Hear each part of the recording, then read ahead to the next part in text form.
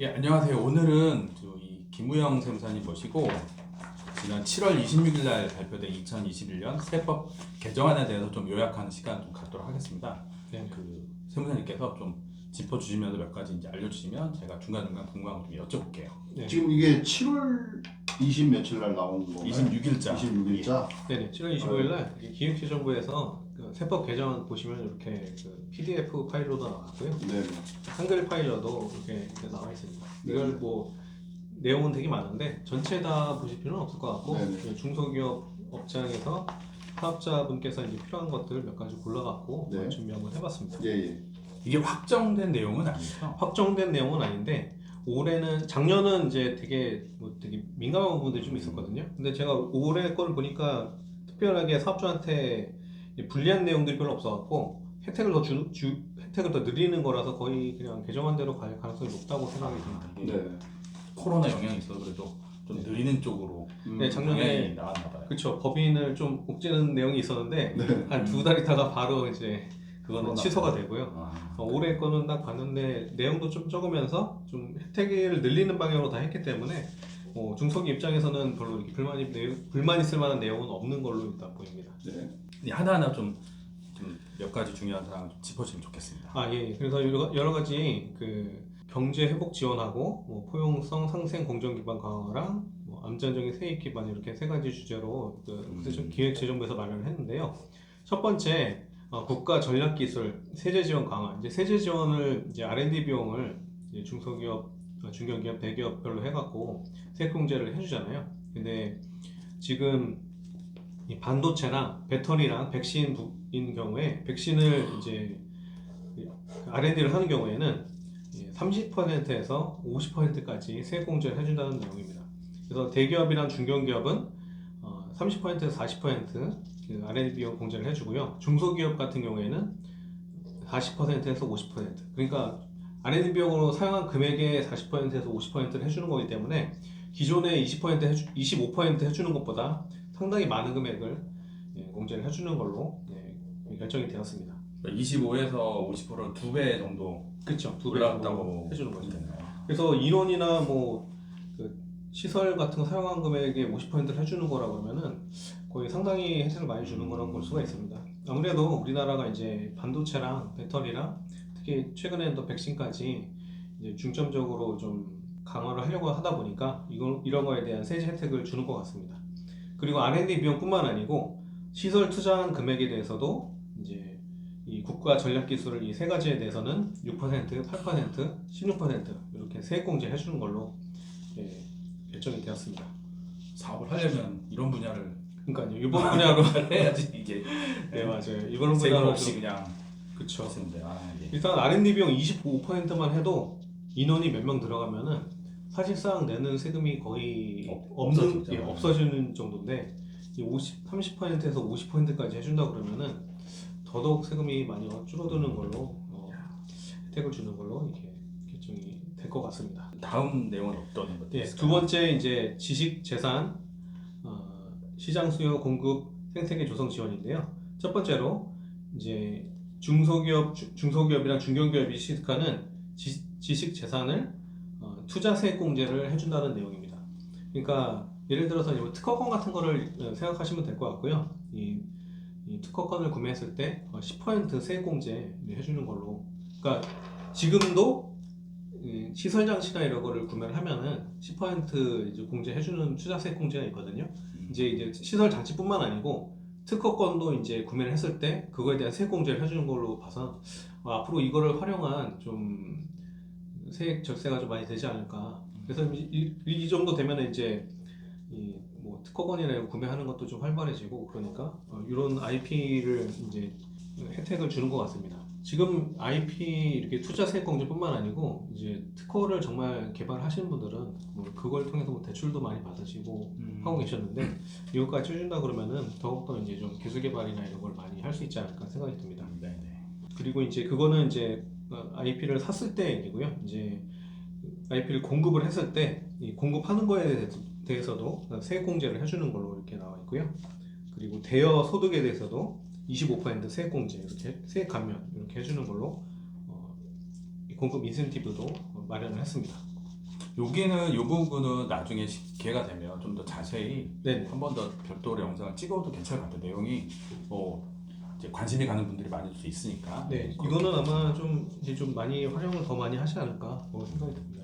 특허권을 이제 뭐 대표자가 그 법인한테 파는 경우도 이제 세공제를 많이 해줬었잖아요. 네. 요 부분도 더 혜택을 주는 거기 때문에 좀 더 많이 활용을 할 수 있지 않을까 생각이 드네요.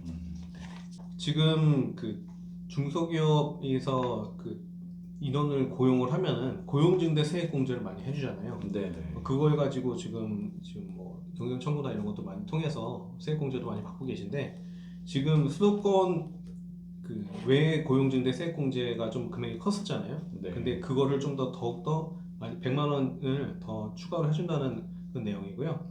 청년이나 장애인을 고용을 하면은 2인당 세액공제액이 수도권 외의 경우에 중소기업은 현행 1,200만 원에서 개정은 1,300만 원으로 이제 100만 원 늘어났고 중견기업은 800만 원에서 900만 원 그리고 대기업도 2년간 400만 원에서 500만 원으로 금액이 늘어났고요. 적용 기간도 원래 21년 올해 말까지로 돼 있었는데 3년 연장해서 24년도까지 해준다는 내용입니다. 아무래도 요즘에 좀 그 청년분들이나 이런 분들 실업률이나 이런 게 문제가 되기 때문에 더 고용하기 위해서 고용을 증대시키기 위해서 이런 세공제 내용을 많이 해주는 것 같습니다.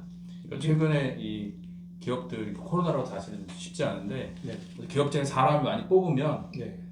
예전보다 뽑는 인원에 대해서 이제 세금 절세 혜택을 많이 계속 지속적으로 앞으로 24년까지니까 그렇죠. 24년까지 계속 해주는 걸로 봐갖고는 뽑을 거면은 이 타이밍에 뽑고 네네. 많이 이제 받아가는 게 좋겠네요. 네.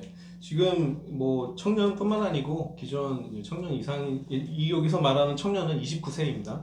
그래서 네, 청년은 좀 더 혜택이 많아졌고 기존 인원들도 그 넘어가는 사람들도 세공제를 해주기 때문에 좀 그 고용 증대 신경을 많이 쓰고 있는 걸로 보이고요. 또 이제 그 지원금도 올해 말까지 나오잖아요. 그거까지 합치면은 거의 2천만 원 가까이 혜택이 되기 때문에 요거 하면은 지금 필요하신 분들은 올해 좀 그 인원을 충원을 하시면은 좀 저렴한 그 여러 가지 혜택을 보면서 충원을 하실 거라고 이제 보입니다. 거의 그러니까 사람 한 명 고용하면은 그쵸. 실제 내가 부담한 인건비는 거의 없는 정도. 예, 저도 이번에 그 28세 그 정도 분들을 고용을 했는데요. 그러다 보니까 960만 원 지원금이 나오고 1,200만 원 그 정도 세액공제가 되는 걸 봐갖고는 주기 되게 혜택이 2천만 원 이상, 그렇죠. 2천만 원까지. 2천만 이상 나라 이제 어쨌든 세금 형태로 지원을 받는 거니까. 네네. 네, 확실히 이런 제도는 지금 뭐 힘드니까 잘 그 지원이 잘 되는 것 같습니다. 네. 네. 그리고 경력 단절 고용 기업의 세액공제 요건도 완화가 되는데요. 경력 단절 인정 기간은 퇴직 후 3년에서 2년으로 변경된 걸로 이제 됐습니다. 아마 이게 그 육아휴직 기간이랑 약간 좀 맞추지 않는 생각이 들긴 하는데 일단 보통 이제 육아휴직하면은 보통 2년 정도 쓰잖아요. 그거랑 맞추지 않았나 그렇게 생각이 들어요. 포용성 및 상생 공정 기반 강화 분야로 좀 얘기를 해주시겠습니다. 네네. 지금 그 착한 임대인 세제 지원도 지금 하고 있는데 그것도 6개월 연장됐다는 내용이 있고요. 그리고 성과 공유 중소기업의 과세 특례 지원 확대가 있는데 지금 경영 성과 지급액의 10%를 영업이익에 공제를 해줬는데 네, 이게 한도가 이제 늘어나기 15%까지 올린다는 올리는 얘기죠? 걸로 하고요. 영업이익이 발생이 돼야지만 공제를 해주는 거에서 이제 영업이익이 발생하지 않아도 인정을 해주는 걸로 바뀌었습니다. 이것도 3년 연장하는 걸로 이렇게 바뀌었고요. 이익이 없어도 어쨌든 좀 이 성과금을 많이 풀면 네, 직원들에게 많이 풀면은 그만큼 더 세 혜택을 주겠다. 예, 그렇죠. 이렇게 이제 이해하면 되겠네요. 네. 그리고 근로장려금 제도도 좀 변경이 됐는데요. 단독 가구에는 2천만에서 2,200, 헛벌이 가구는 3천에서 3,200, 맞벌이 가구는 3,600에서 3,800까지 근로장려금 지원 대상을 확대를 했고요. 그리고 이제 중소기업 21년 결성금 소득공제 허용 기간을 한시적으로 확대를 했는데요. 허용 기간은 원래는 그 1년에서 개정은 2년 동안에 소득공제를 허용을 했습니다. 이건 잘 모르시는 분들이 많은데요. 예를 들어서 이제 19년도에 이익이 났고 20년도에 결손이 났을 때 그 기존에 냈던 세금을 환급을 해주는 제도입니다. 그러니까 예를 들어서 21년도에 만약에 결손이 나면은 20년도, 19년도 그 이익 난 거를 끌어와서 세금을 냈던 거를 돌려주겠다는 의미입니다. 아, 보통은 원래는 1년만 해당이 됩니다. 1년만 해당이 네, 되는데 근데 이거를 21년도 한시적으로 2년 동안 인정을 해준다는 건데요. 그래서 19년도, 20년도에 이익이 많이 났었는데 21년도에 갑자기 좀 많이 어려졌다고 하시는 분들은 되게 흔할 것 같아요, 이 사례. 그렇죠, 사실은. 맞죠. 코로나 때문에 좀 흔한 경우가 발생할 수 있는데요. 그러면은 이제 소득공제 이거를 신청을 해갖고 과거에 냈던 세금을 돌려받을 수 있는 제도를 9개년도치 이제 과거 이익분을 모두 네네. 돌려받을 수 있다. 이거는 네, 그렇죠. 정말 그러니까 최근에 갑자기 힘들어진 기업 입장에서는 네. 정말 좋은 내용 같아요. 네, 그렇죠. 뭐 그 1년치도 돌려받을 수 있는 거를 잘 모르시는 분들도 많아요. 저는 처음 들었어요. 사실은 그러니까 이거 잘 모르시죠. 보통은 이제 뒤로 이제 손해가 난 다음에 이익이 그렇죠. 나면 2월 결손금을 2월에 주는 거를 네, 그렇게 알고 있었는데 요거는 소급해 주는 제도. 과거의 이익분을 돌려준다. 네. 이거는 아마 많은 분들이 몰랐을 것 같으니까 꼭 네. 요 코로나 상황에 맞춰서 좀 체크하시면 좋을 것 같습니다. 네. 그 성실 확인제 적용 대상 소규모 법인이 확대가 됐는데요.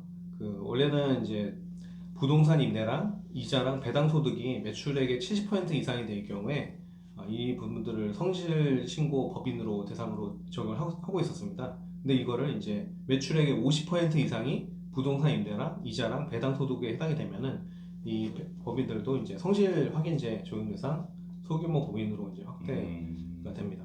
오늘 말씀드린 내용 중에 아마 이 부분은 좀 이제 좀 강한 제도, 강하게 규제하는 방향이 맞죠? 이게? 예, 맞습니다. 부동산 임대 법인에 대해서는 점점 좀 이렇게 혜택을 줄여가는 걸로 보입니다. 여기 부동산 임대 소득이 많은 분들은 네. 잘 이제 소득 비율을 좀 체크를 하셔야 될 부분이라고 생각합니다. 예. 또 부동산 임대 법인은 이제 보통 70% 이상이 아니고 거의 90%, 100% 이상이 되기 때문에 좀 여러 가지 사업들을 많이 하는 경우에 만약에 이 비율에 해당이 된다 그러면 그러네. 이거를 좀 조심을 하셔야 될 것 같습니다. 네, 네.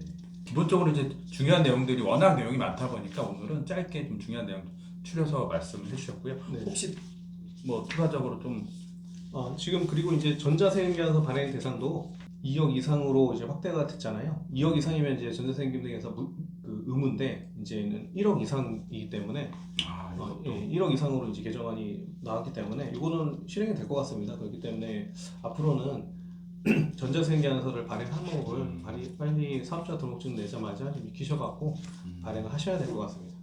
이런 제도는 사실은 이제 최근에 바우처 그러니까 지원되는 시스템이 많이 있으니까 네. 해당이 되신 업종분들은 미리 준비하시면 좋을 것 같아요. 네. 그리고 현금 영수증도 이제 의무부 대상 업종이 계속 확대되고 있거든요. 네. 이 현금 영수증을 이게 되게 과태료가 큰 겁니다. 20% 예전에는 뭐 50%였는데 최근에는 이제 20%로 낮춰지긴 했습니다. 하지만 그 금액차도 상당히 큰 금액이기 때문에 최근에는 이제 거의 업종 불문하고 거의 다 해당이 되지 않을까 이제 곧 있으면은 그렇기 때문에 이제 현금 영수증 의무 발행을 하셔야 된다는 거 그걸 좀 알고 계셔야 될 것 같습니다. 오늘은 저희 김영삼님이랑 같이 2021년 세법 개정안에 대해서 말씀을 드렸고요. 나중에 이제 중간에 또 변경안이 나오거나 나중에 최종 확정본이 나면 또 얘기 나누는 시간 갖도록 하겠습니다. 네. 예, 고맙습니다. 네, 수고하셨습니다.